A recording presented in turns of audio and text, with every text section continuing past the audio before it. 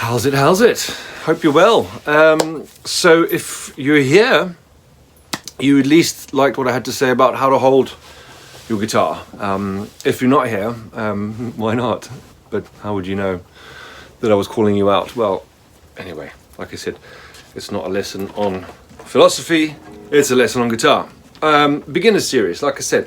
Now, I've got a classical guitar here. You can see I have dropped it quite a lot. So it's broken. If you don't know anything about the instrument, there should be these little white fellas on all 6 of these. They're called the tuning keys.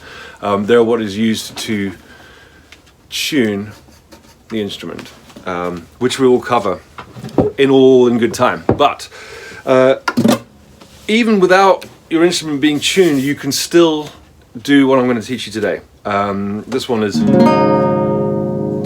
It's okay, but it doesn't matter because we're going to talk about fretting. And the dog is whining at the door. Dog, can we get out of the way? Come on, it's fine. You've had a huge walk. So, you got the body of the guitar, you got the neck of the guitar, and then if you look across the neck, you've got these silver bars.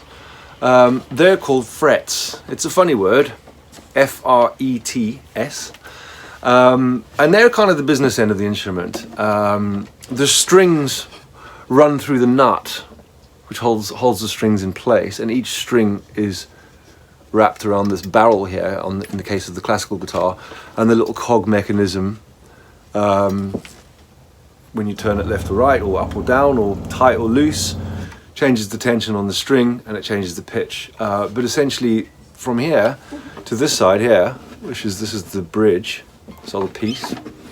Well, it's actually technically the saddle. I guess this is the bridge. That's the sort of business end, going straight across. And as we can see, we've got these frets. Okay.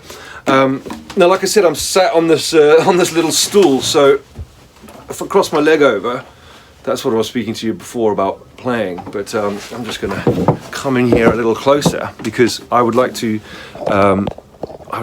to see this in detail. So here's the back of the neck. Okay, if we just place our thumb on the back of the neck like that, that's kind of where it wants to be a lot of the time. The action of fretting is like a little pinch. Okay, so what we're going to do, pick a string, say the fat one, the low E string, and give a little pinch. It doesn't really matter which string you are choosing to play, but you can see more or less got, sorry, that was the dog. We've more or less got this sort of little pinch going on, okay? Now the frets we spoke about, this would be the first fret. This would be the second fret, and so on. So if we were to play, say, the first fret, we want to put our finger. Which side is the lens? I'm not very adept at this. This is, like I said, this is my 3rd one ever. There we go. You can see my fingers behind the fret. If we're on the 2nd fret, it's behind the 2nd fret. If it's on the 3rd fret, it's behind the 3rd fret. You want to be as close as you can get to it without being on top of it. What we're actually doing is temporarily attaching the string to the fret in the same way that the string is attached to the nut. Okay. That is a long string, but if we say attach it to this fret, I'm going to do it here because I can then hold it with one hand. If we attach it there, now we can see the string is shorter. Okay, so that's the mechanics of what's happening. As we change the fret position, the string length changes. Longer strings produce a lower note, shorter strings produce a higher note. Tighter strings produce a higher note, and looser strings produce a lower note. I will be covering quite a bit of music theory and physics in this series as well.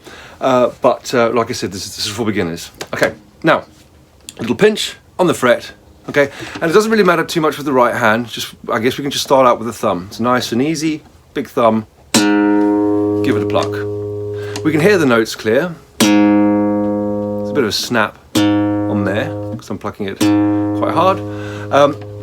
I don't know if you're going to hear the quality of this, but if I put my finger on top of the fret,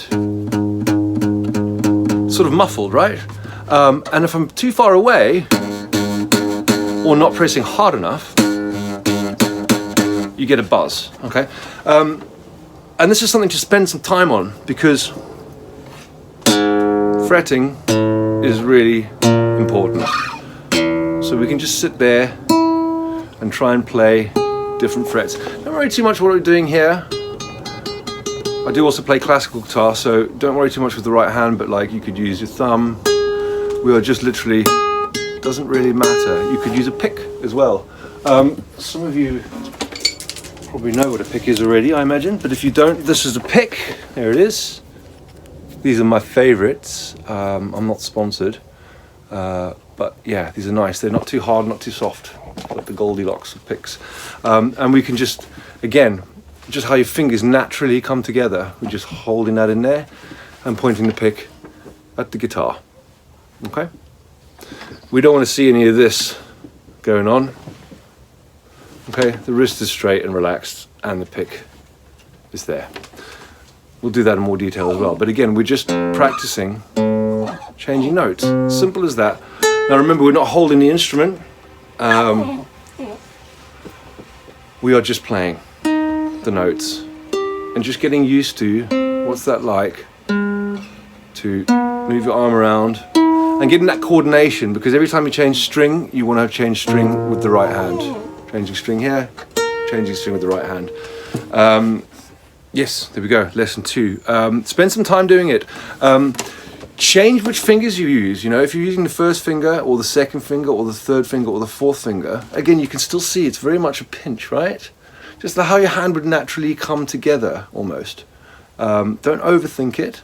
Okay, but this thumb position is really important. That must kind of remain there a lot of the time. Now we will use it over the top. In fact, we might use both hands to play and fret. Again, we'll eventually get more advanced, but like I said, beginner series. Okay, so we are just, however you want to make the note with a pick, with your fingers. We're not too interested in the right hand at the moment.